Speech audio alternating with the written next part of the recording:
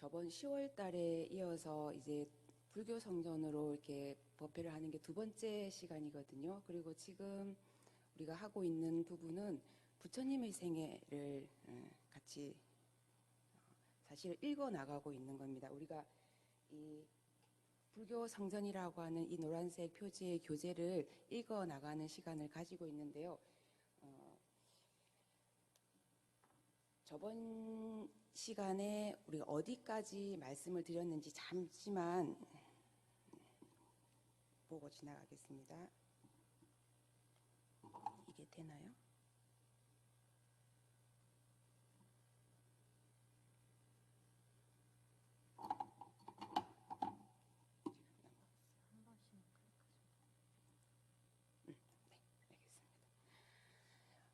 저번 시간에 말씀드렸던 부분인데요. 우리가 부처님의 생애 중에서 지금 탄생 부분을 말씀드렸어요.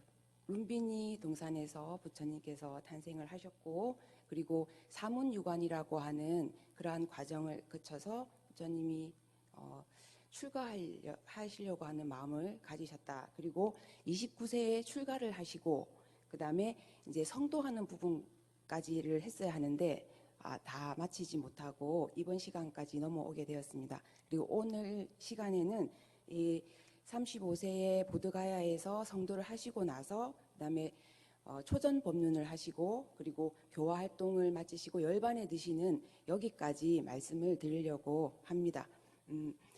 부처님의 생애를 우리가 공부해야 하는 이유는 사실 우리가 믿고 따르는 분이 부처님이잖아요. 제가 저번 시간에 말씀드렸다시피 우리가 지금 부처님의 생애를 배우는 이 부처님은 아미타 부처님도 아니고 다른 부처님도 아니고 석가모니 부처님이라고 말씀을 드렸어요. 기억을 하시죠? 그래서 이 석가모니 부처님께서 2600여 년 전에 우리 이 현세에 오셔서 저희들에게 많은 가르침을 주셨기에 우리가 그분의 삶을 좀 자세하게 알 필요도 있고, 그리고 구도자로서의 모습 그리고 인간적인 모습까지 우리가 충분히 이해하고 알고 넘어가야 하지 않을까 하는 생각이 있습니다. 그리고 불자라면 부처님의 생애 정도는 어느 정도 이런 흐름을 가지고 부처님께서 삶을 살아나가셨구나라는 걸 알고 있어야 하지 않을까 하는 생각도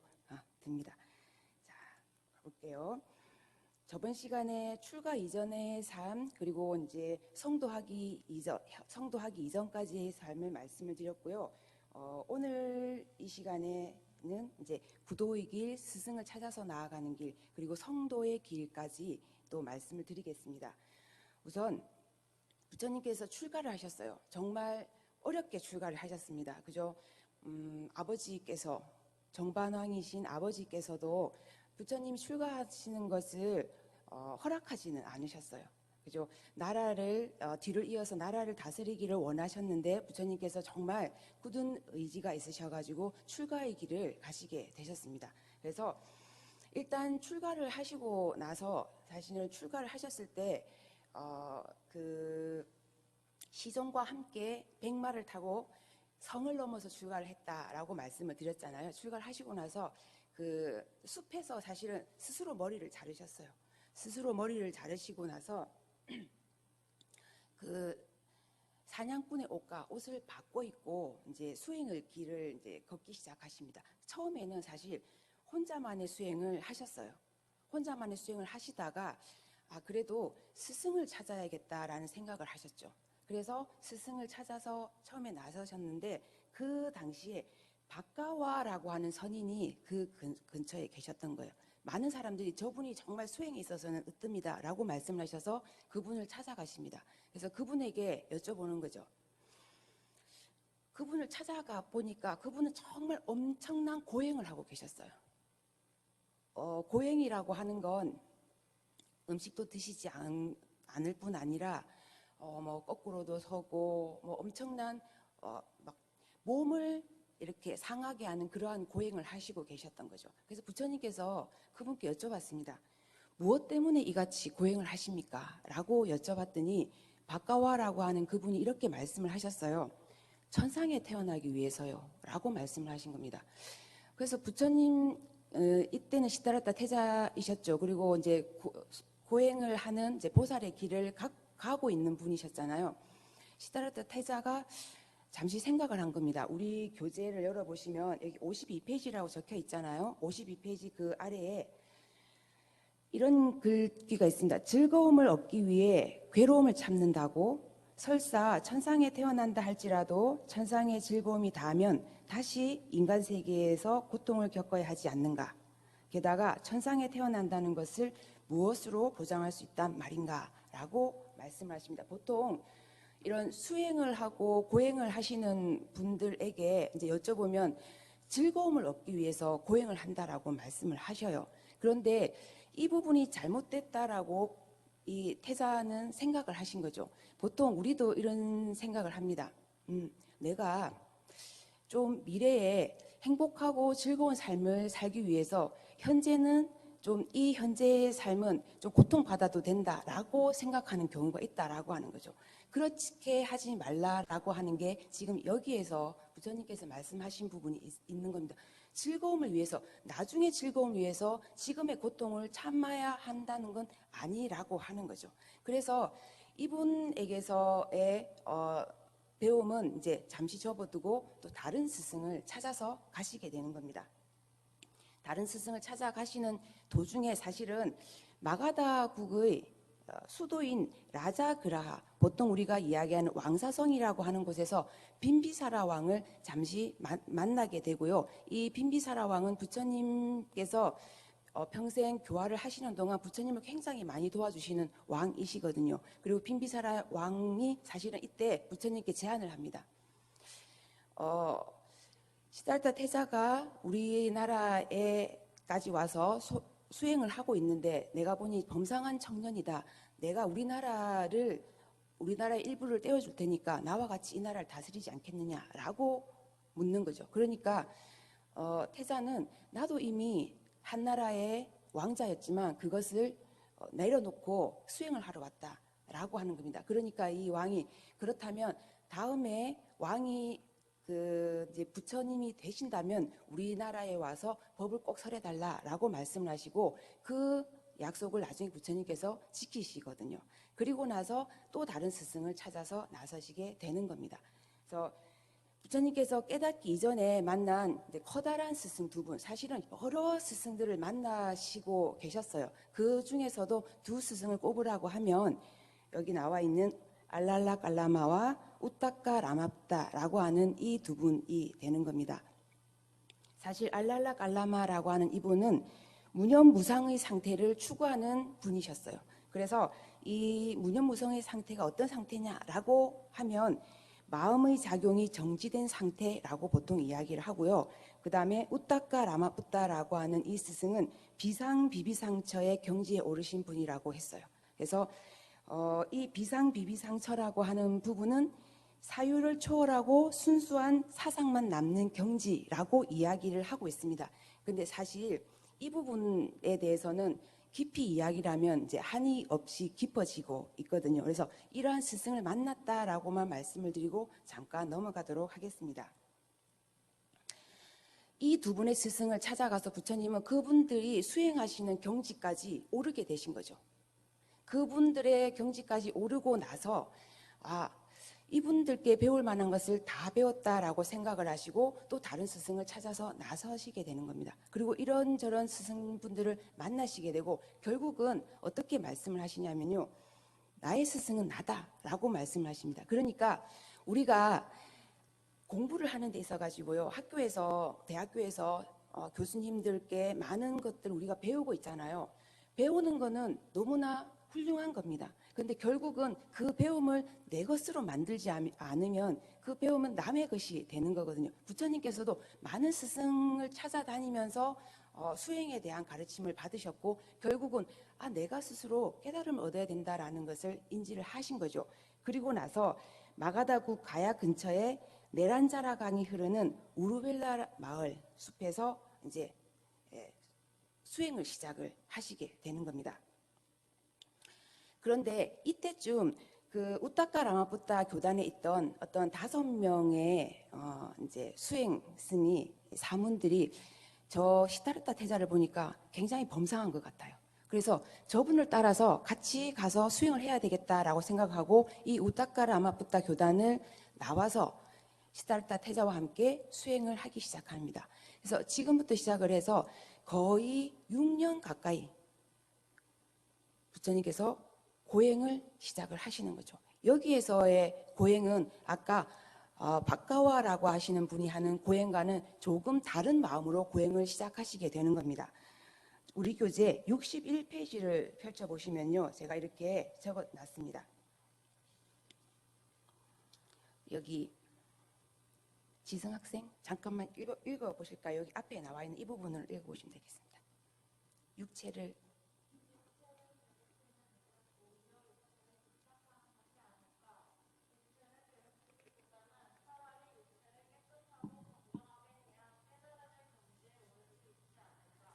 라고 생각을 하시는 거죠. 엄청난 긴 수행과 엄청난 긴 고행 그리고 많은 스승님들을 찾아다니면서 배우시고 나서 그리고 스스로 이제 수행을 해 나가시는 거죠. 그 수행을 해 나가시는 게 사실은 고행의 부분도 들어가 있었던 겁니다. 그래서 이 고행이라고 하는 것만이 깨달음을 얻을 수 있는 것이 아니다라는 걸 깨닫게 되신 거죠. 그래서 고행에 대한 회의를 느끼시게 되는 겁니다. 근데 보통 우리나라에서는 이 고행상이 많은 분들에게 이렇게 널리 알려지지는 않았지만 이 파키스탄에 가면 라오르 박물관에 이런 부처님의 고행상이 있습니다. 이건 부처님께서 거의 6년간 고행하셨을 때의 모습이라고 해서 이렇게 나와 있는데 정말 피골이 상접한 그러한 모습으로 고행을 하고 계셨다라고 하는 거죠. 여기까지 그러니까 극한 상황까지 가보셨던 거예요. 가보시고 나서 이게 아니다라는 것을 깨닫게 되는 겁니다. 여러분 삶에 있어서 있잖아요. 많은 길을 우리는 가게 돼요. 근데 많은 길을 가다가 어느 순간 이 길이 아니다라고 생각되는 그러한 시점이 있잖아요. 그럼 여러분들은 과감하게 그걸 접을 줄 아는 용기도 필요한 겁니다. 만약에 그렇게 하지 않으면 여러분의 인생을 낭비할 수도 있다라고 하는 거죠. 부처님께서 이렇게 고행만으로서 깨달음을 얻을 수 있는 것이 아니다라는 걸 아셨기 때문에 과감하게 포기할 수 있는 그러한 용기도 있으셨다라고 말씀을 드리고 싶습니다. 그래서 이제 고행을 포기를 하시고 그 다음에는 무엇을 하셨느냐면요. 이제 아까 네란자라 강 옆에서 수행을 하셨다라고 하셨잖아요. 그 네란자라 강으로 내려가셔서 목욕을 하십니다. 사실은 고행을 하는 분들은 거의 목욕을 안 하고 지내시잖아요. 지금까지의 수행이 훌륭하지 않다라고 말할 수는 없지만 약간 잘못된 길을 걸어갔다라고 생각을 하셨기 때문에 이 고행을 멈춰야 되겠다라고 생각을 하셔서 거기서 목욕을 하시게 되는 겁니다. 그리고 목욕을 하시고 나오셔서 지나가는 여인 수자따라고 하는 분의 우유수 공양을 받게 되시는 겁니다. 그러면서 조금씩 드시고 지금부터 내가 정말 고행이 아니라 수행을 해야 되겠다라고 생각을 하시게 되는 거죠. 그래서 그때부터 수행을 시작하시게 되는데요. 이때 사실은 그때 우타카 교단에서 함께 나왔던 5 사문이 고행을 같이 하고 있었잖아요. 그런데 이 시타르타 태자가 지금 고행을 그만둔 것에 대해서 굉장한 큰 실망을 합니다. 계속 고행을 쭉 이어나가야 할 것 같은데 여기서 그만둔다라고 하니까 그래서 이 5 사람들은 시타르타 태자를 두고 떠나게 되거든요. 어디로 가냐 하면요. 고행을 그만둔 것을 시타르타의 타락으로 생각하고 바라나시의 교회에 있는 녹야원으로 가버리게 되는 겁니다. 그 다음에 이제 부처님께서는 이제 시타르타 태자는 보리수 아래에서 앉아서 수행 정진을 시작하시게 되는 겁니다. 이 수행 정진하시는 그 가장 근본적인 그 바탕에는 뭐가 있었냐면 제가 시타르타 태자가 왕자 시절 때 농경제에 함께 참석했던 거 기억하시나요? 그때 먹이 사슬과 같은 그러한 것을 보시고 그다음에 어떻게 하셨죠? 나무 아래에 앉아가지고 선정에 드셨습니다. 그 선정에 들었던 그것을 기억을 해내시는 거죠. 그 선정에 들었던 그 명상의 방법을 동원하셔가지고 보리수 아래에 앉아서 정말 큰 결심을 또 하시게 되는 겁니다. 내가 이 자리에서 깨닫지 않으면 일어나지 않으리라 라고 하는 큰 결심을 하시고 수행 정진을 시작하시게 되는 겁니다. 그래서 여기서 집착을 벗어나서 번뇌와 망상을 끊으면 무엇에도 속박되지 않고 영원히 자유로워진다는 것을 꿰뚫어 아시게 되는 겁니다. 그래서 사실 새벽 별을 보고 깨달음을 얻으셨다라는 이야기를 하고 있잖아요. 그 부처님께서 깨달으신 그러한 모습을 상상을 해보면 이러한 모습이 아닐까 하는 생각이 듭니다. 그리고 보통 서가모니 부처님을 형상화하는 불상은 어떠한 수인을 하고 있느냐 하면요, 이러한 수인을 하고 있습니다. 지금 정각원에 계시는 부처님도 서가모니 부처님이세요. 보통 우리가 여러 부처님이 계시잖아요. 그 부처님들 중에 서가모니 부처님께서 하시는 수인이 몇 가지가 있는데, 지금 여기서 하고 계시는 수인은 지금 여기 석굴암에 계시는 이 부처님도 석가모니 부처님이라고 이야기를 하거든요.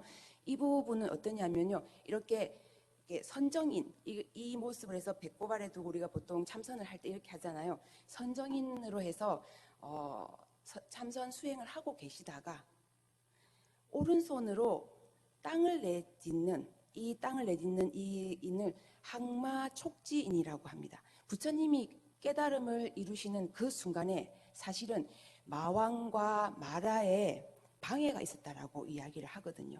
근데 흔히 이 마왕과 마라의 방해가 외부적인 마왕과 마라의 방해도 있었고, 그리고 부처님 내면에서 일어나는 이러한 충돌도 있었다라고 이야기를 합니다. 그래서 이 항마 촉진이라고 하는 이 부분은 있잖아요. 바깥에서 들어오는 마왕과 마라의 그 방해를, 그리고 그 깨달음의 순간을 부처님께서 증명하는 부분입니다. 이 부분을 이렇게 설명을 드리면 조금 부족함이 있어서 제가 영상을 하나 가지고 왔는데요. 이게 되게 만화이거든요. 만화인데 부처님의 그 깨달음의 순간, 마왕이 그 부분을, 부처님을 공격하는 그 부분에 있어서도 어떻게 그 순간을 맞이하셨는지에 대한 영상이라서 짧은 영상이니까 한번 시청을 해보겠습니다. Siddhartha sat in cultivation beneath the Bodhi tree. Alone, he confronted the tortuous assailants from Mara's evil hordes.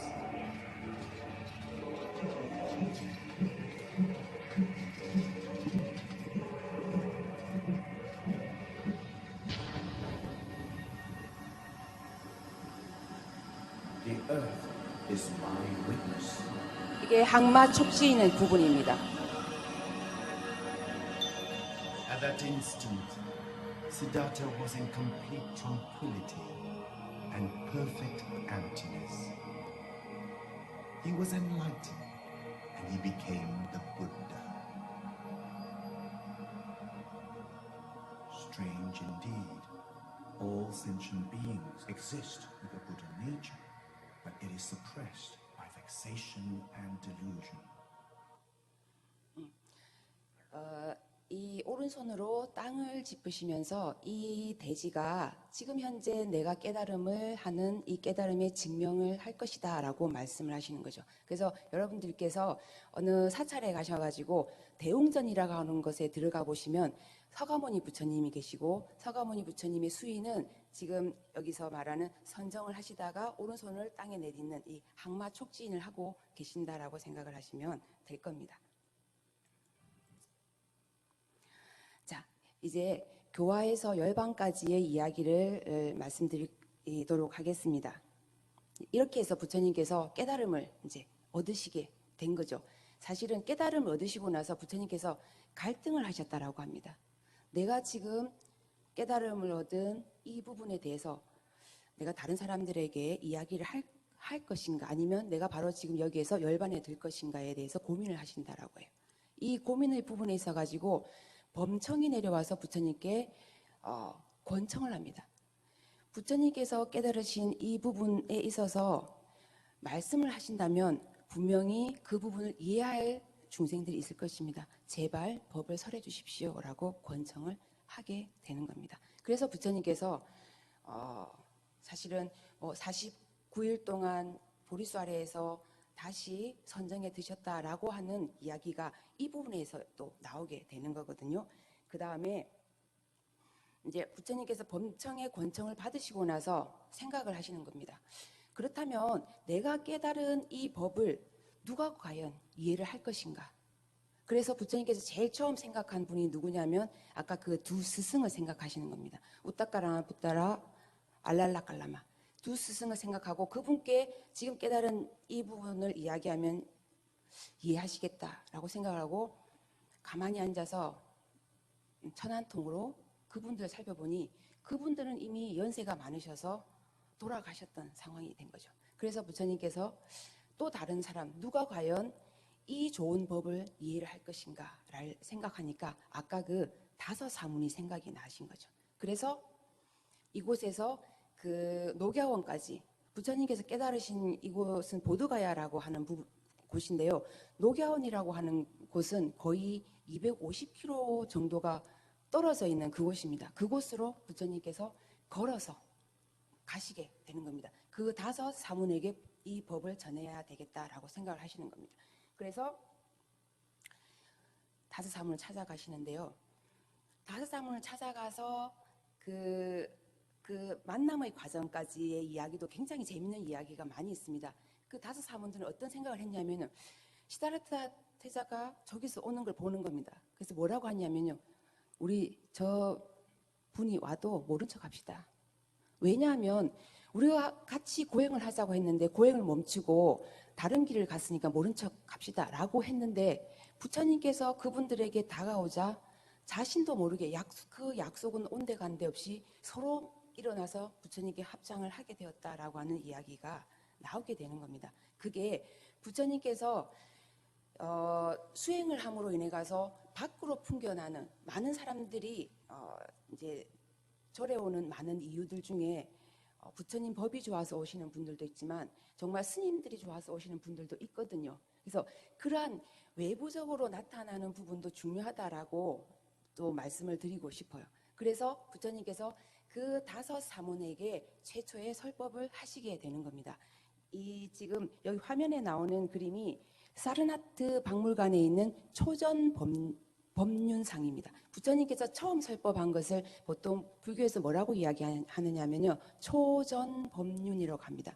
법륜은 법의 바퀴를 굴린다라고 설명을 하거든요. 부처님의 말씀을 하시는 걸. 근데 처음 초자가 들어가잖아요. 제일 처음 법의 바퀴를 굴린 모습이라고 하고 지금 여기에 수인은 또 다른 수인입니다. 이건 전 법륜인이라고 해서 부처님께서 처음 설법하셨을 때의 모습을 나타내는 불상은 이런 수인을 하고 있다라고 하시면 되겠습니다. 그렇다면 최초의 설법에서 무엇을 말씀하셨을까 또 궁금하잖아요. 우리 교재 69페이지를 한번 펴보세요.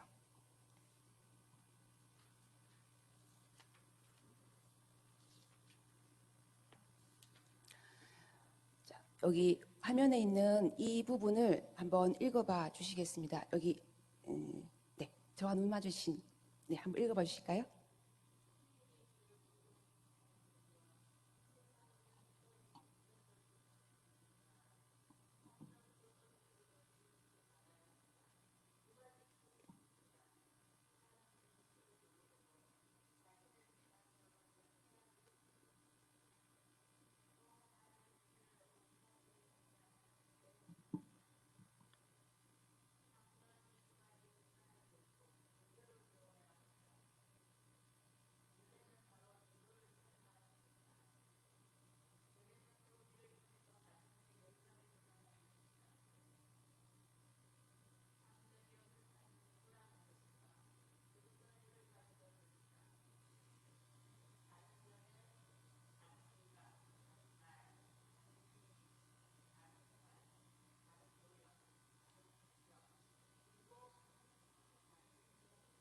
네, 잘 읽어주셨어요. 긴 글인데 지금 비대면으로도 참여하시는 분들도 아마 화면을 보고 같이 읽고 계실 것이라고 생각을 합니다.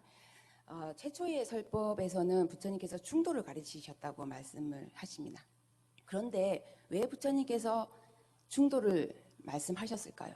그 당시에 수행 방법은 두 가지가 있었습니다. 뭐냐면 부처님께서 처음 가서 했던 극단적인 고행주의가 있었고요.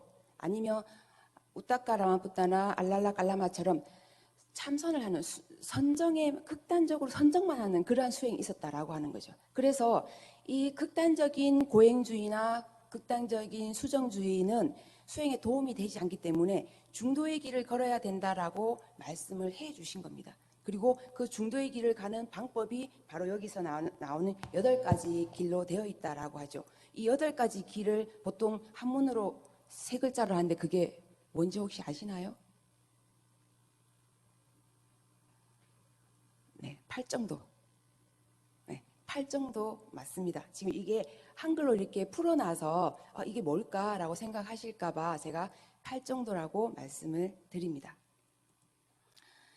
자, 부처님께서 이제 처음 설법을 5명에게 하고 나서 그 다음부터는 이제 많은 사람들이 와서 부처님 설법을 듣게 되는 겁니다. 최초의 제자가 5명이었고요. 그 다음에 야사라고 하는 사람이 부처님을 찾아오게 됩니다. 야사라고 하는 사람은 그 지역에 되게 장자의 아들이었어요. 장자의 아들이었는데 친구들과 유행을 이제 우리로 말하면 소풍을 나온 거죠. 소풍을 나와서 하룻밤을 지나고 나니 그 당시에 사람들이 정말 아름답고 그러했던 사람들인데 아침에 눈을 뜨니까 너무 추한 거예요. 그래서 그 부분에 있어가지고 너무 충격을 받은 겁니다. 그래서 막 뛰어다니다가 부처님을 만나게 되는 거죠. 그래서 부처님께서 이 사람에게 또 설법을 하시고 그래서 이 사람이 이제 부처님을 따라서 첫 번째 출가를 하게 되는 겁니다. 사실은 5명은 이미 사문이었잖아요. 야사라고 하는 사람이 부처님을 따라서 첫 번째 출가를 하게 되는 사람이죠. 그리고 야사의 친구들이 거의 50명이었는데 부처님을 따라서 또 출가를 하게 되는 겁니다. 그 다음에 부처님께서 까사빠 삼형제와 제자들을 또 교화를 하시고 그 다음에 사리푸타와 목갈리나 그리고 그 제자들을 또 교화를 하시고 이렇게 해서 부처님의 교단이 점점 그 수가 늘어나게 되는 상황이 오는 겁니다. 그런데 그 중에서도 말씀드릴 게 뭐가 있냐면요. 이 야사의 친구들과 그 5사문 그러니까 거의 부처님의 제자가 60명 정도 되었을 때 부처님께서 무엇을 하셨느냐면요. 전도선언이라는 걸 하셨습니다. 전도선언이라고 하는 건 내가 이야기하는 이 법을 여러분들만 가지고 있을 게 아니라 많은 사람들에게 그 법을 전해라 라고 하시는 거죠. 그래서 전도선언을 지금 야사와 친구들이 출가한 그 이후에 하시게 되거든요. 그 전도선언이 무엇이냐면요. 또 말씀을 드려보겠습니다. 우리 교재 73페이지, 74페이지입니다.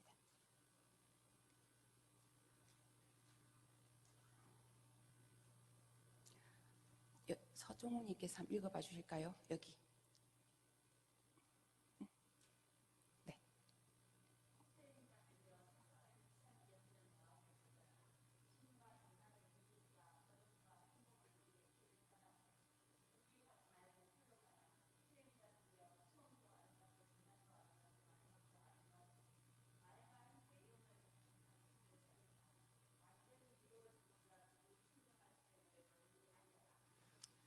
라고 부처님께서 전도선언을 하십니다.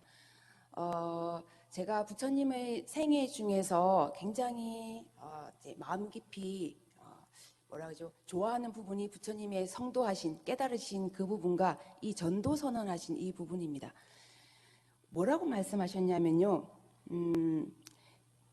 신과 인간의 이익과 번영과 행복을 위해서 길을 떠나라 라고 말씀하셨습니다. 그리고 둘이 가지 말고 홀로 가라라고 말씀하셨어요. 2사람이 가면 이 60명의 인원 중에 2사람이 가면 30곳밖에 가지 못하잖아요. 그런데 혼자 가면 그 2배의 곳으로 갈 수가 있습니다. 그리고 더 중요한 건 무엇이냐면요. 이겁니다. 수행자들이요. 처음도 아름답고 중간도 아름답고 마지막도 아름다우며 보통 이 부분은 처음도 좋고 중간도 좋고 끝도 좋고라고 이야기를 합니다. 이 부분은 있잖아요. 여러분들 인생에 있어서 좀 기억하셔야 될 부분이라고 생각합니다.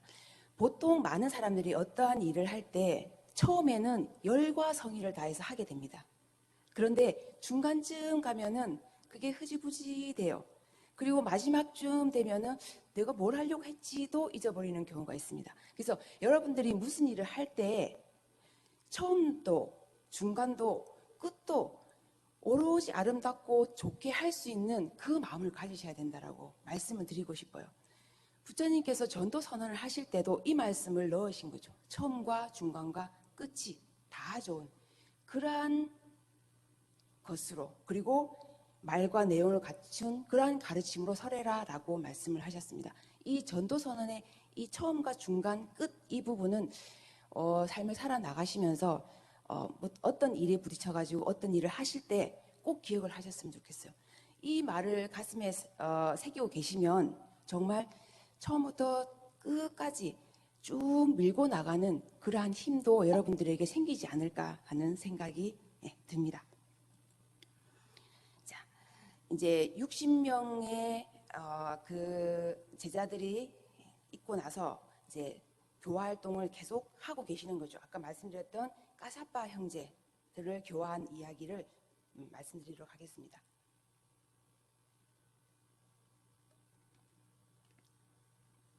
우리 교재 76페이지입니다. 제가 중간에 한번 안내를 드릴 게 있는데요. 그 서울 동국대에서 나란다 축제라는 걸 하고 있다라고 합니다. 거기서 독후감 공모를 하고 있는데요. 그 독후감을 공모에 선정된 교재가 지금 우리가 읽고 있는 불교 성전이에요. 그래서 관심 있는 분들은 이 불교 성전을 읽으시고 그 독후감 공모에 좀 공부를 해보시면 어떨까 하는 생각이 듭니다. 대학생들과 일반인들이 같이 공모할 수 있다라고 하거든요. 얼마나 좋습니까? 여러분들 지금 불교 성전을 읽고 있는 이 상황이잖아요. 지금 여러분들은 벌써 73페이지까지 읽으셨잖아요. 그래서 나머지 부분만 읽으시면 되니까 한번 공모를 해보시면 좋을 것 같습니다. 76페이지 펴보셨나요? 이 까샤파 형제들은 삼형제가 수행을 하고 있었습니다. 근데 이 삼형제는 무엇을 숭상하는 분들이었냐 하면요, 불을 숭상하는 분들이었어요.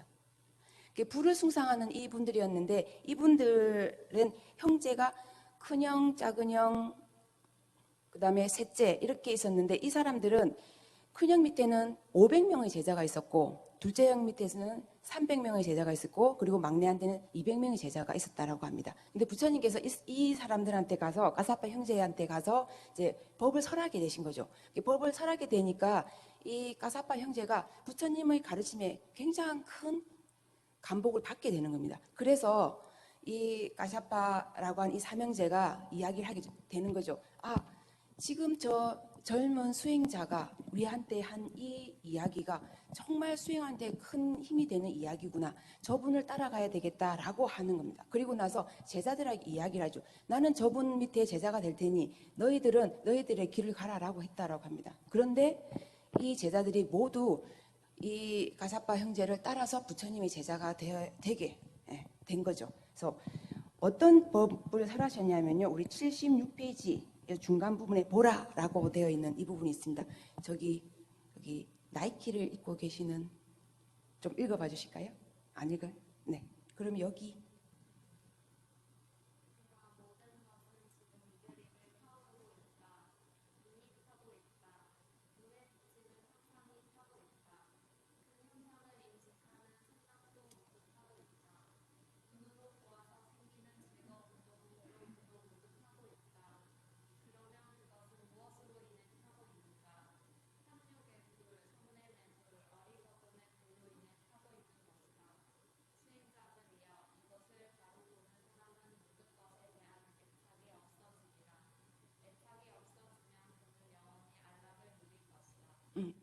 까사파 형제가 무엇을 숭상하는 분들이라고 했죠? 불을 숭상하는 분들이었습니다. 그래서 부처님의 가르침은 보통 대기설법이라고 이야기를 하거든요. 대기설법이 뭐냐면요, 그 사람의 근기에 맞춰서 법을 설해 주시는 겁니다. 아까 최초의 설법이 충도라고 했잖아요.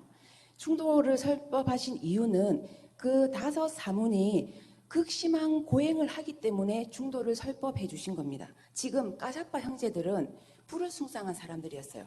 그 불을 숭상한 사람들에게 무엇을 설명해 주시냐면요, 여러분들이 생각하는 그 불보다 더 뜨거운 불이 있다 라고 설명을 해주시는 겁니다. 그게 뭐냐면 여기서 말하는 탐욕의 불, 성냄의 불, 어리석음의 불이다 라고 말씀하시는 거죠. 그러니까 그 사람들이 알고 있는 부분을 결합해서 설법을 해주시니까 부처님 제자가 어떻게 아니 될 수가 있겠습니까?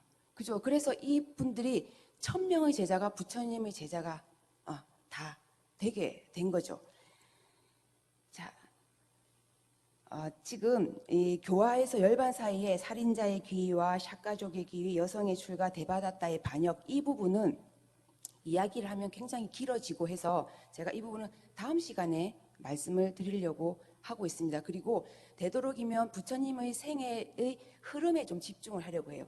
보통 역사나 어떤 누구의 일생을 이야기할 때는 그 흐름을 좀 잡고 가면 어떤 내용을 꼭꼭 집어서 하지 않더라도 이해하기가 쉽거든요. 그래서 이 부분을 조금 잠시 빼고 이 부분은 제가 다음 시간에 말씀을 드리도록 하겠습니다. 사실 아까 까샤파 삼형제 뒤에 사리푸타랑 목갈리나 존자의 제자들도 부처님께 함께 기이하는 부분이 있는데요. 그 부분 중에 지금 사리푸타라고 하는 이 분에 대해서 좀 말씀을 드리려고 합니다. 부처님의 제자들 중에 보통 사리불이라고 하는 제자가 있어요. 지금 여기 있는 사리푸타라고 하였는데 한문으로 번역하면 사리불이라고 이야기를 합니다. 반야신경을 읽으시면 마하반야 바라밀다 신경, 행신반야 바라밀다 시조견, 오음계공도, 일제고익, 사리자가 나오거든요. 이 사리자가 바로 사리불입니다. 사리뿌따, 사리불, 사리자 다 똑같은 이야기이거든요. 여기서 뿌따라고 하는 이 글 자체가 누구의 아들이라는 뜻이에요. 사리라고 하는 사람의 아들이라는 뜻이거든요. 그래서 번역을 할 때 사리뿌따가 음역을 하면 사리불이 된 것이고, 그 사리불을 이제 뒤에 글자를 이제 의역을 하면 사리자가 된 겁니다. 다른 사람이 아니라는 거죠. 사리뿌따, 사리불, 사리자가 똑같은 사람입니다. 이 사리푸타라고 하는 이 분은 목갈리나 우리가 흔히 이야기하는 목련존자라고 하는 이분과 굉장히 친한 친구 사이였어요. 그래서 이 두 분은 어떤 맹세를 했느냐 하면요, 우리가 수행을 하다가 어떤 훌륭한 스승님을 만나게 되면 꼭 서로에게 이야기를 해주자라고 한 겁니다. 근데 이 사리불이 부처님의 제자가 된 그 이야기를 들어보면요, 어느 날 길을 가고 있는데 어떤 스님이 굉장히 여법하게, 여법이라고 하는 건 사실 불교 용어인데 법과 같은, 그러니까 되게 겉으로 봐서도 감흥을 받을 만한 그러한 모습으로 탁발을 하고 있는 겁니다. 부처님 당시에는 집집을 다니면서 탁발을 해서 그 음식을 이렇게 공수를 하셨거든요. 탁발을 하고 있는 그 분에게 가서 이제 여쭤보는 겁니다. 당신의 스승님이 누구십니까? 라고 여쭤보니까 저의 스승님은 부처님입니다 라고 이야기를 하거든요. 그래서 그분이 무엇을 가르쳐 주셨느냐라고 물어보고 이분이 사리불에게 부처님께서 가르치신 부분을 조금 이야기를 해줍니다. 그래서 사실 사리불이 그 다음 이야기를 하려고 하는 것을 잠시만 멈춰 주십시오. 저는 그 다음 이야기는 제 친구 목걸령과 함께 가서 부처님께 직접 듣겠습니다 라고 하고 부처님을 찾아가게 되는 거죠. 만약에 여러분들이 친구가 있다면 이 사리불과 목걸령 같은 친구였으면 좋겠어요. 내가 정말 나한테 좋은 일이 있을 때 친구 모르게 해야지, 그렇게 하는 친구 말고 정말 함께 가서 좋은 일을 나누는 그러한 친구가 있었으면 좋겠다라는 생각을 하게 되고요. 이 사리불과 목걸령 존자처럼, 그래서 사례불가 못건년 존자가 부처님을 찾아가서 그 나머지 법을 듣고 정말 부처님의 상수 제자가 되는 겁니다. 보통 사리불은 지혜 제일 사리불이라고 이야기를 하고 있거든요. 그런데 이 사리불과 못건년은 부처님보다 조금 나이가 많으셨다라고 해요. 우리가 흔히 스승님이 나이가 많고 제자가 나이가 적을 것이라고 생각을 하지만 그 당시는 그 나이랑은 상관이 없었던 거예요. 우리 불교 이게 절집에 들어오면 이제 스님들이 이게 보통 스님이 되잖아요. 스님이 되면 나이라는 거는 세속의 나이는 그렇게 중요하게 생각하지 않습니다. 뭘 중요하게 생각하느냐면요, 법납이라고 해요. 누가 절집에 먼저 들어왔느냐를 더 중요시 하거든요. 그래서 여기서도 이 두 분은 사실 부처님보다 연세가 많으셔서 두 분이 부처님보다 먼저 열반에 들게 됩니다. 그래서 제가 중간에 교화 과정을 싹 빼니까 갑자기 열반 이야기가 나와서 그런데요. 그래서 이 두 분이 돌아가시고 나자 사실은 사리불 존자가 먼저 돌아가시게 되거든요. 돌아가시고 나자 부처님께서 큰 상심을 하시게 되거든요. 왜냐하면 이 사리불 존자는 부처님께 있어서 굉장히 큰 힘을 주는 그러한 제자였기 때문에. 그리고 사리불 존자가 인멸하고 나서 부처님께서 어떤 말씀을 하셨냐면요, 우리 교재 103페이지입니다. 이런 말씀을 하셨습니다.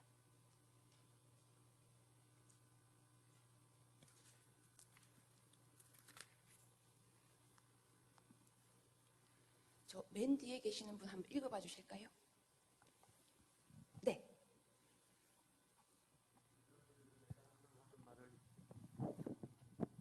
너희들은 내가 항상 하던 말을 잊었느냐?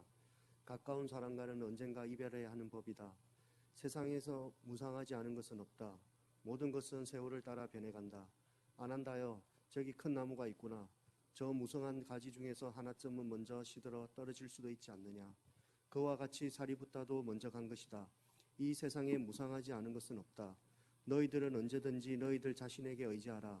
남에게 의지해서는 안 된다. 그리고 법에 의지하고 다른 것에 의지하지 마라. 네. 사리부타 존자가 열반에 들고 나서 부처님께서 제자들에게 이런 말씀을 하셨습니다. 가까운 사람과 우리는 항상 이별한다라는 것을 알고는 있잖아요. 근데 그게 막상 나한테 닥치면 왜 나한테 이런 일이 일어날까라고 생각을 하거든요. 근데 이러한 일들은 누구에게나 일어나는 보편적인 일이라는 걸 좀 생각을 하셨으면 좋겠어요. 그리고 나서 이런 말씀을 하십니다. 세상에 무상하지 않은 것은 없다. 이 무상이라고 하는 건 불교의 대표적인 이야기입니다. 보통 어른들이 인생 무상 이렇게 말씀을 하시니까 어떻게 이해를 하냐면요, 참 인생 더덥다, 인생 허무하다 이렇게 이야기를 하시는데요, 이 무상이라고 하는 이 단어의 근본적인 의미는 없을 무자의 항상 상자입니다. 항상함이 없다라고 하는 겁니다. 고정불변한 것이 없다. 모든 것은 변한다라고 하는 것을 말씀해 주시는 겁니다. 모든 것은 변하기 때문에 그 사이에 뭐가 있는 거죠? 내가 가지고 있는 가능성을 발전시킬 수도 있는 겁니다. 우리가 흔히 변화라고 하는 이 말을 약간 부정적인 의미로 해석하는 경우가 있는데요. 이 변화라고 하는 이 말은 부정도 아니고 긍정도 아닙니다. 근데 그 변화라고 하는 말에 여러분들이 어떤 의미를 넣느냐가 중요한 것이죠. 그래서 이 말씀 하십니다. 너희들은 언제든지 너희들 자신에게 의지하라. 남에게 의지해서는 안 된다. 그리고 법에 의지하고 다른 것에 의지하지 마라 라고 말씀을 하시는 겁니다. 보통 우리가 알고 있는 부처님의 유훈이라고 하죠. 마지막 즈음에 하신 말씀입니다. 자등명, 법등명이라고 하는 이야기를 지금 여기에서 하시는 겁니다. 사리불이 열반에 들자 부처님께서 너희들이 누군가에게 의지를 할 것이 아니라 너희들 자신에게 의지하라고 하셔요. 그리고 다른 것에 의지할 것이 아니라 부처님께서 말씀하신 그 법에 의지하라 라고 말씀을 하시는 겁니다. 그래서 이 부분을 여러분이 좀 잘 새기셨으면 좋겠어요. 보통 우리들은 부처님께서 말씀하셨으니까 무조건 믿어야지 라고 하는 생각을 하고 있는 사람들이 있는데요. 그렇게 하시면 나중에 크게 다치는 경우가 있습니다. 어떻게 다치냐? 내가 부처님 말씀을 이렇게 믿었는데 이게 안 되네. 부처님 믿어봤자 소용없네. 이런 생각을 하게 되는 거죠. 여러분들이 부처님 법에 의지하려면 그 부처님의 법이 정말 나에게 잘 맞는지, 그리고 부처님이 하신 말씀이 정말 옳은지에 대해서 내가 잘 가늠해야 된다라는 걸 여기에서 말씀을 하시는 겁니다. 그래야 여러분들이 무조건 눈 감고 믿는 맹신이 아니라 부처님 법이 정말 훌륭하고 좋구나라고 하는 확신이 되는 거죠. 확신이 되어야 여러분들이 믿음에 있어가지고 굳건함이 생기는 겁니다. 그래서 그 부분을 꼭 기억하셨으면 좋겠어요. 부처님 말씀이시니까 무조건 믿는 것이 아니라 이 부분에 대해서 하나 더 말씀을 드리자면요. 이제 TV 쪽에서 내려온 이야기가 있는데요. 보통 그 금을 이렇게 세공하는 분들, 금 연금하는 분들이 금을 이게 금인지 아닌지 확인을 할 때 옛날에는 어떻게 했을까요? 이게 금인지 아닌지 확인을 하려면 불에도 넣어보고 깎아도 보고 그죠? 그리고 뭐 이렇게 또 바꿔도 보고 이렇게 해서 이게 정말 금인지 아닌지를 확인을 하고 나서 이게 금이다라고 하면 그 다음에 어떻게 합니까? 뭐 목걸이도 만들고 귀걸이도 만들고 그렇게 했잖아요. 그것처럼 부처님께서 이렇게 말씀하셨어요. 내 말도 지금 금세공사가 금이 금인지 아닌지 확인하는 것처럼 내가 한 이 말도 너희들이 직접 확인을 해서 이 말이 옳지 않은지에 대해서 확인을 해서 따르도록 하여라 라고 말씀을 하셨다라고 하거든요. 그러니까 여러분들께서도 제가 하는 이 이야기든 어디에서 흘려듣는 이야기든 많은 것들에 대해서 우리는 듣게 되는 겁니다. 그 부분에 있어서 그냥 무조건 믿어야지 하시지 마시고 정말 이 말이 나한테 와닿는 말인지 정말 진리인지를 꼭 가늠해 보시기 바랍니다. 자, 그 다음에 이제 부처님의 종족 이름이 석가족이었잖아요. 보통 석가모니라고 하는 이 의미가 석가족의 성자라고 하는 말이다라고 저번 시간에 말씀을 드렸죠. 사실은 우리 교재 104페이지를 펴보시면 부처님의 종족도 사실 멸망을 하게 됩니다. 104페이지를 한번 펴보세요.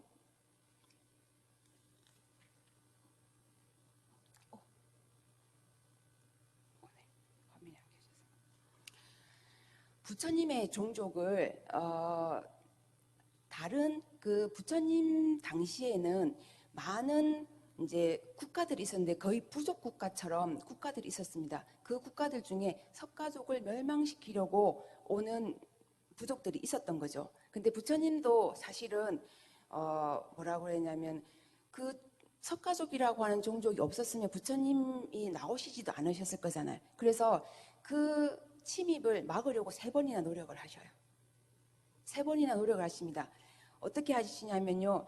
저쪽에서 군대가 이렇게 오는데 뜨거운 볕이 내릴 때는 그곳에 그냥 앉아 계시는 거죠. 그러니까 그 사람들이 부처님에 대해서 존경심이 있잖아요. 그래서 부처님 왜 이곳에 이렇게 앉아 계십니까? 라고 여쭤보는 거죠. 그러니까 그냥 저기 그늘에 가서 좀 앉으시는 게 어떻겠습니까? 라고 말씀을 하시니까 내 종족이 없다라고 하는 건 정말 그늘이 없는 것과 마찬가지라고 말씀을 하시죠. 그래서 3번을 그 사람들의 침입을 막으셨는데 사실은 3번째는 이 사람들이 이 석가족이 멸망할 그러한 운이라고 한다면 내가 아무리 힘을 써도 안 된다는 걸 아신 겁니다. 그래서 결국은 부처님의 석가족이 멸망을 하게 되는 겁니다. 그 다음에는요, 이제 나라도 없어지는 부처님이 되셨죠. 부처님께서 그 이제 석가족 멸망 이후에 이제 열반에 드시게 되는데요. 우리 교재 106페이지입니다.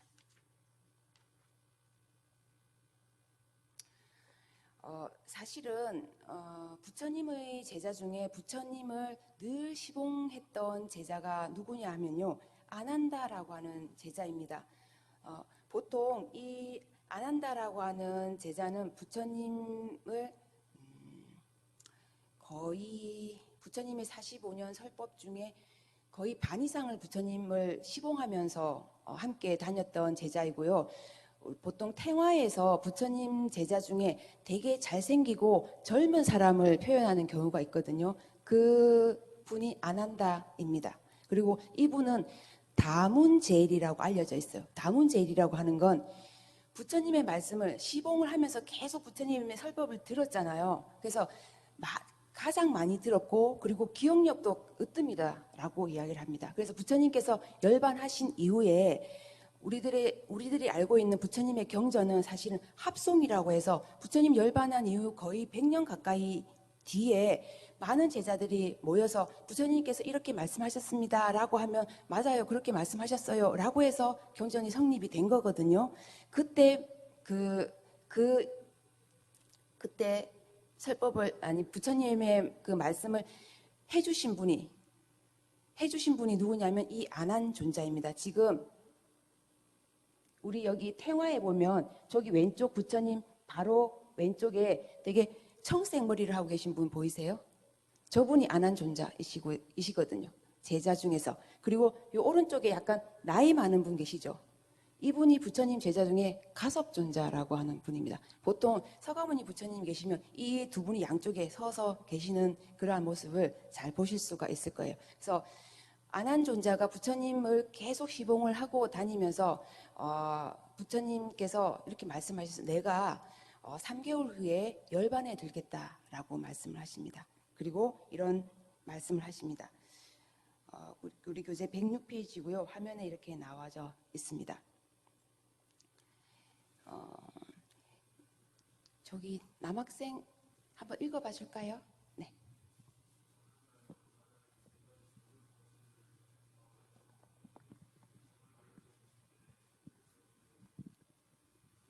늙고 기운도 쇠했다. 내 나이 80이다. 낡아 빠진 수레가 간신히 움직이고 있는 것처럼 내 몸도 겨우 움직이고 있다. 그 우르벨라라고 하는 그곳에서 오셔가지고 부처님께서 그 지역을 보시면서 아난존자에게 이렇게 말씀하십니다.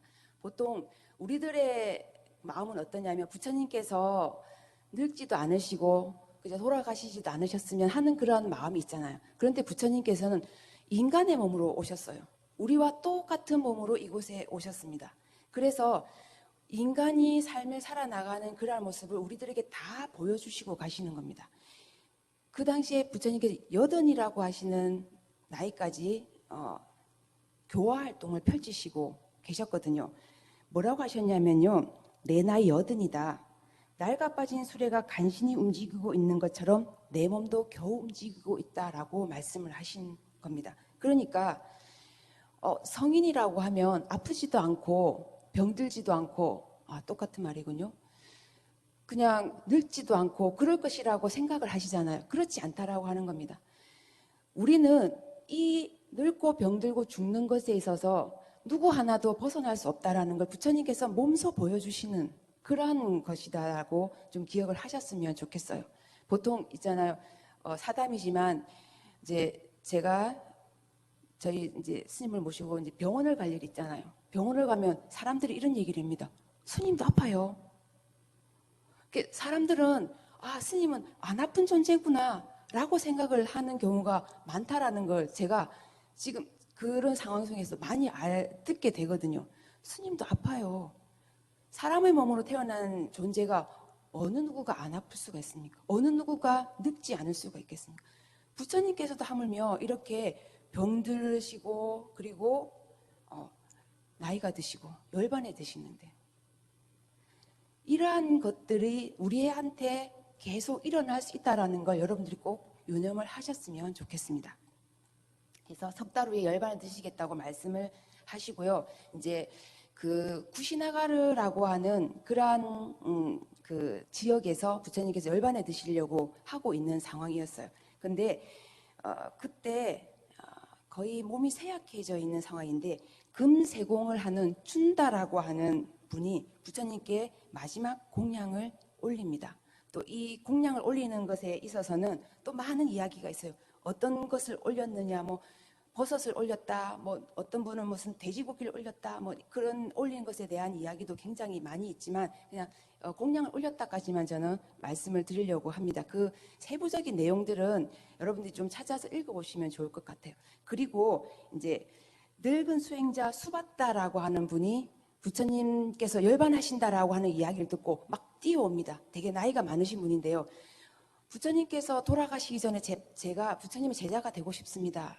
그리고 부처님의 설법을 듣고 싶습니다. 라고 하는 거죠. 그러니까 부처님이 쇠약해지셨으니까 그 밑에 있는 제자들은 어떻게 할까요? 안 됩니다. 지금 부처님께서 힘드셔서 오시면 안 됩니다. 라고 하니까 부처님께서 그러지 말아라. 저 사람이 나에게 마지막 법을 들으러 왔으니까 저 사람에게 길을 터주라. 라고 말씀하셔요. 그래서 이분이 수바다라고 하는 분이 오셔서 부처님의 마지막 제자가 됩니다. 그래서 부처님의 설법을 듣게 되는 거죠. 그리고 나서 부처님께서 이제 열반에 드시게 되는 겁니다. 부처님께서 열반에 드신 부분은 우리 교재 109페이지에 나와 있습니다. 어느 분이 읽어보실까요? 자원 받습니다. 오늘 여기 수백 명이 오셨습니다. 1인당 우리 한 사람당 있잖아요. 한 10명 정도의 몫을 하신다 생각하시면 좋을 것 같아요. 여기 연세 드신 분 한번 읽어봐 주실까요? 네, 감사합니다. 나는 몸소 깨닫고 너희들을 위해 진리를 말했노라. 너희는 이 진리를 지켜 무슨 일에나 진리대로 행동하라. 이 가르침대로 행동하면 설사 내게서 멀리 떨어져 있더라도 그는 항상 내 곁에 있는 것과 같다. 죽음이란 육신의 죽음이라는 것을 잊지 마라. 육신은 부모에게서 받은 것이므로 늙고 병들어 죽는 것을 어쩔 수 없는 일이다. 열에는 육신이 아니라 깨달음의 지혜다. 육신은 여기에서 죽더라도 깨달음의 지혜는 진리와 깨달음의 길에 영원히 살아있을 것이다. 내가 간 후에는 내가 말한 가르침이 곧 너희들의 스승이 될 것이다. 모든 것은 덧없다. 너희들은 게으르지 말고 부지런히 정진하라. 오, 네, 잘 읽어주셨어요. 부처님께서 돌아가시기 전에 말씀하신 가장 마지막 말씀이 무엇이냐면요, 이겁니다. 너희들은 게으르지 말고 부지런히 정진하라. 이 말씀을 하시고 돌아가셨다라고 합니다. 아까 사리푸타가 열반에 들고 나서는 자등명, 법등명 이야기를 하셨고, 돌아가시기 직전에는 너희들은 게으르지 말고 부지런히 정진하라라고 말씀을 하셨어요. 이 부지런히 정진하는 이 부분 있잖아요. 아까 전도선언에서 말씀드렸던 처음도 좋고 중간도 좋고 끝도 좋은 그 부분에 이어서 여러분들이 무엇을 하든지 정말 부지런히 끝까지 해나가시면 못할 게 없다라는 것. 부처님의 생애를 통해서 또 한 번 더 생각을 하셨으면 좋겠습니다. 이렇게 해서 부처님께서 열반에 드시게 되는 겁니다. 열반은 사실은 부처님의 생애와 뗄 수 없는 게 뭐가 있냐면 나무가 있습니다. 부처님의 생애에 지속적으로 나오는 나무들이 있어요. 여기 제가 이렇게 우리 교재에 있는 부분을 가지고 왔습니다. 땅과 하늘을 이어주고 풍성한 열매를 주며 시원한 그늘을 들이우는 나무는 부처님 삶의 동반자이자 증언자. 나무가 무생명을 위해 공덕을 베푸는 것처럼 부처님의 생애 역시 중생교화를 위해 헌신했다. 부처님은 사실 길에서 태어나셨어요. 룸비니 동산이라고 하는 길에서 태어나셔서 열반도 쿠시나가라의 사라쌍수라고 하거든요. 사라수 나무 아래서 돌아가시게 되는 겁니다. 길에서 태어나서 길에서 돌아가신 분이 부처님이세요. 그리고 길에서 많은 사람들을 교화하셨거든요. 그래서 부처님과 관련된 나무를 잠깐 언급을 해드리면 부처님께서 룸비니에서 태어나실 때 어느 나무 아래서 태어나셨냐 하면은 무우수 나무라고 합니다. 무우수는 아쇼카 나무라고도 하는데요. 이 말 뜻이 있듯이 무우수, 근심우자예요. 근심이 없는 나무 아래에서 태어나셨고요. 그 다음에 부처님께서 농경제에서 잠깐 선정해 드렸을 때 어느 나무 아래서 선정해 드셨느냐 하면요. 보통 잠부나무 아래서 선정해 드셨다라고 합니다. 그리고 부처님께서 깨달음을 이루신 때도 나무 아래서 깨달음을 얻으셨거든요. 그 나무가 뭐냐면 일반적으로 핏발라 나무라고 이야기를 해요. 피빨라 나무인데 부처님께서 깨달음 얻으셨잖아요. 그래서 그 나무가 지금 보리수라고 이름이 지어진 겁니다. 이름이 뒤에 붙여지게 되는 거죠. 그 다음에 열반에 드실 때는 사라수라고 하는 나무 아래서 이 사라수가 양쪽으로 있는 이 나무 아래서 부처님께서 열반에 드셨다라고 보통 이야기를 하고 있습니다. 그래서 부처님과 관련된 이 나무들의 이야기도 조금 이해를 하고 계시면 좋을 것 같습니다. 자, 이렇게 해서 부처님의 생애를 2시간에 걸쳐서 2회차에 걸쳐서 말씀을 드렸고요. 사실 부처님의 생애는 불교대학 같은 데서 한 학기 수업을 하는 내용입니다. 그런데 이렇게 짧게 이야기를 하는 건 정말 핵심되는 부분만, 그리고 핵심 중에서도 빠진 부분이 있다라는 걸 말씀을 드리고요. 여러분들께서 이 불교 성전을 읽어보시고 좀 세세한 부분은 좀 알고 가시면 좋을 것 같습니다. 이렇게 해서 마치면 좋겠잖아요. 아닙니다. 제가 총정리를 하고 넘어가도록 하겠습니다. 짧게 하고 넘어갈게요. 자, 부처님의 출가 이전에 일단 룸비니 동산에서 태어나셨어요. 그죠? 자, 한번 2회차를 머릿속으로 한번 그려보시기 바랍니다. 그리고 이렇게 역사처럼 이렇게 줄을 이어서 한번 기억하시면 좋겠습니다. 그리고 생후 7일 되었을 때 어머님이신 마야 부인께서 돌아가셨어요. 그리고 10세나 12세쯤 되면 농경제에 참여를 하셔가지고 그 먹이 사슬과 같은 그러한 것을 보시고 그 잠부나무 아래서 그죠? 잠깐 선정에 들었던, 그리고 그 선정의 힘을 나중에 성도하실 때까지 가지고 가셨다는 거 기억하시면 좋겠고요. 보통 한 19세쯤 결혼하셨다라고 하고요. 그다음에 카필라 바스투에서 사문유관이라는 거, 동서남북을 다니면서 병자와 그리고 노인과 병자와 죽음을 경험하시고 북문에서 수행자를 만나시고 나서 출가에 대한 마음을 굳게 다짐하시는 부분, 그리고 29세에 출가를 하시게 됩니다. 그다음에 이제 출가를 하시고 수행을 하시다가 라자그라에서 빈비사라 왕을 만나고, 그리고 알랄라 깔라마 우타카라마푸타라고 하는 스승을 만나서 수행을 이어가시다가, 다음에 이제 다시 5명 그 오비구와 함께 고행을 이어나가셨고, 나중에 고행을 중단하셔서 수사따라고 하는 여인의 공양을 받게 됩니다. 그리고 아까 제가 영상으로 보여드렸던 그 수화 항마 촉진을 하는 그 부분, 깨달음의 부분에 있어가지고 항마를 마군을 항복받고 나서 깨달음을 이루시게 되는 나이가 35세가 됩니다. 그 다음에 부처님께서 깨달음 이루시고 나서 굉장히 마음속으로 갈등을 하시죠. 이 법을 전해야 할까 아니면 그냥 열반에 들어야 할까. 그때 범천이 권청을 하면서 부처님 제발 그 법을 저희들에게 설해 주십시오라고 하게 됩니다. 그래서 부처님이 갈등을 접으시고 녹야원에 오셔가지고 초전법륜 제일 처음 그 오비구에게 부처님 법을 설하시고, 그 다음부터 45년간 지속적으로 법을 설하시게 되는 거죠. 첫 번째 야사라고 하는 사람이 또 출가를 하게 되고, 야사가 출가하고 나서 60여 명이 되었을 때 전도 선언을 하셨습니다. 그때 처음도 좋고 중간도 좋고 끝도 좋은 그러한 이야기를 말씀을 드렸습니다. 그다음에 이제 베살리에서 그 자등명 법등명, 자기를 등불로 삼고 법을 등불로 삼으라라고 하는 말씀, 사리불이 임멸했을 때 그 말씀을 하시고, 그다음에 빠와 마을의 춘다의 마지막 공양을 받으시고 80세의 쿠시나가라에서 사라상수 아래서 임멸하시는, 여기까지가 부처님의 생애를 정말 간략하게 말씀드리는 부분입니다. 자, 이렇게 해서 부처님의 생애 2번째 시간을 마치도록 하겠습니다. 제가 저번 시간에는 너무 급박해가지고 이걸 안 하고 마쳤더라고요. 제가 수업을 하고 나면 항상 국어를 하거든요. 기억하죠? 제가 이 4가지 구호를 하는데요. 제가 선창을 하면 좀 따라해 주시면 좋겠습니다. 같이 할게요. 감사합니다.